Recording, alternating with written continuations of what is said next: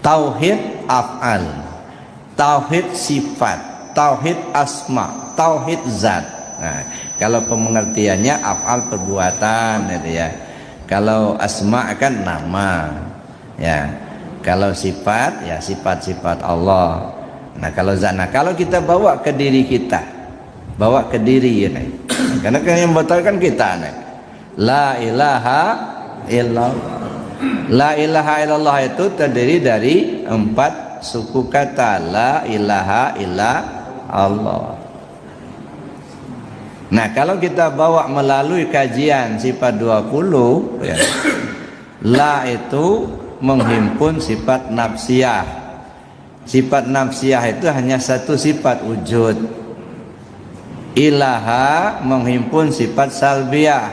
Sifat salbiyah itu 5, qidam, baqa, mukhalafatul hawadis, qiyam ta'ala binafsi dan wahdaniyat. Illa itu menghimpun sifat ma'ani. Sifat ma'ani itu 7, qudrat, iradat, ilmu, hayat, sama, basar, kalam. Allah lafaz jalalah menghimpun sifat maknawiyah.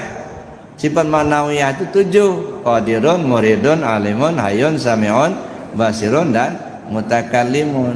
Nah, bagaimana kita menisbahkan ke diri kita? Wujud. Ya, la menghimpun sifat nafsiyah, ya ada sifat wujud. Wujud itu ada. Nah, ketika kita berkata ada pada diri kita, mana yang kita lihat? Tubuh. Maka la menunjukkan ke tubuh kita. Sedangkan ilaha menghimpun sifat salbiyah. Sifat salbiyah ini kan ada pada zihin, tiada pada kharij. Artinya kita bisa pahami tapi tak bisa nampak. Nah, hanya diyakini. Keyakinan itu ada di mana? Di hati. Maka disebutlah ilaha itu menunjukkan ke hati pada kita. Ilah menghimpun sifat ma'ani. Sifat ma'ani itu 7. Ada qadrat, iradat, ilmu, hayat, sama, basar, kalam. Yang 6 sifat tergantung kepada hayat. Ada hayat maka muncullah sifat yang 6. Ada qadrat, ada basar, ada sama, ada kalam, ada iradat. Nah, tergantung sama siapa? Sama hayat. Hayat pada kita, nyawa pada kita. Maka kalimat ilah menunjukkan nyawa pada kita.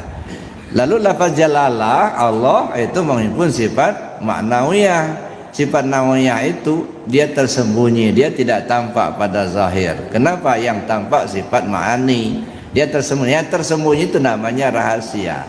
Ya, rahasia pada kita. Jadi la menunjukkan tubuh, ilaha menunjukkan hati, ilah menunjukkan nyawa, Allah menunjukkan rahasia pada kita. Jadi kalau kita katakan la ilaha illallah, artinya apa?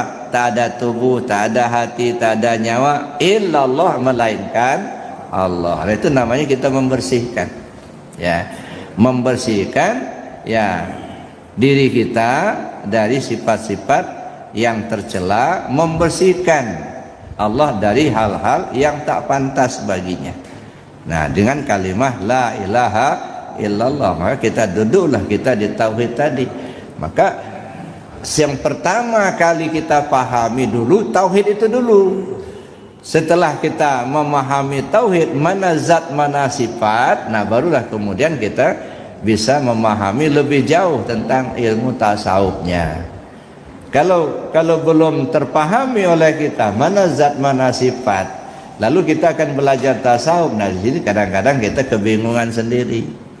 Maka harus berentet ya, tauhid dulu kemudian kita ke tasawuf. Nah, ketika kita tasawuf ini jangan hanya kita mengkaji tentang akhlak tasawufnya, tetapi bagaimana kita mengkaji tentang ilmu tasawufnya. Amaliyah tasawufnya itu yang penting Bapak Ibu.